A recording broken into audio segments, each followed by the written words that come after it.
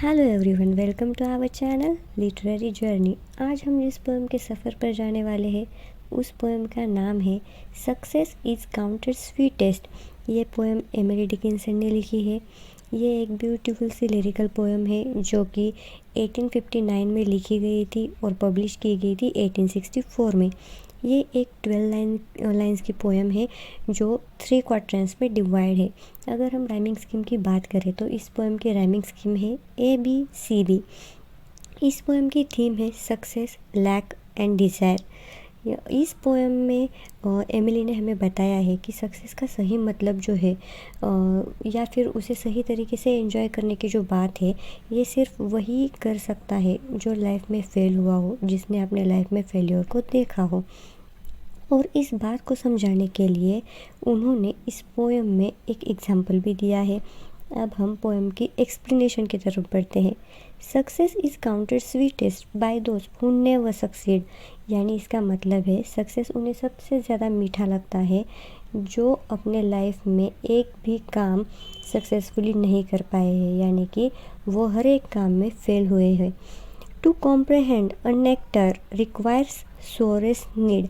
अब यहाँ नेक्टर का मतलब है शहद या फिर अमृत। तो यहाँ पोएट कहना चाहती है कि शहद जिसे पूरी तरह से एंजॉय करने के लिए, उसे पाने के लिए उतनी मेहनत भी लगती है, या फिर हम अगर सिंपली वर्ड में देखें तो जिसे जितनी गहरी प्यास होगी अगर उसे हम पानी दें तो उसे वो सबसे ज़्यादा मीठा लगेगा। ये इन 2 लाइन्स का सिंपल सा मीनिंग है।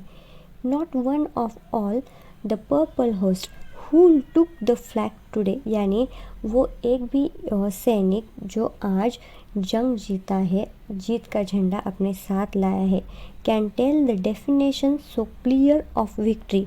और वो हमें विक्ट्री की सही डेफिनेशन नहीं बता सकता है, क्योंकि यहाँ स्टार्टिंग में उन्होंने नॉट लिखा है। यानी कि इसका मतलब है कि जो सोल्जर आज जीत के वापस आए हैं वो हमें सक्सेस का, जीत का सही मतलब कभी भी नहीं बता सकते, कभी भी सही से एक्सप्लेन नहीं कर सकते।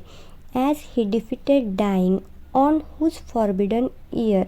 यानी उस मरते हुए सैनिक को जो दूसरी आर्मी का है, जिसके कानों पर the distant strains of triumph burst agonized and clear. यानी कि जीत की आवाज़ दूर से भी आ रही हो तो भी वो उसे साफ सुनाई देगी।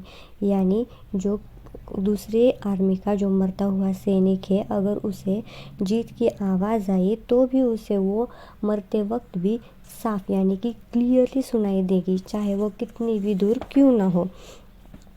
तो ये एक सिंपल सी पोएम है जो कि एमिली ने लिखी हुई है। ब्यूटीफुल सी पोएम है, सिंपल सा इसका मतलब है। आई होप कि आप लोगों को ये पोएम पसंद आ गई होगी।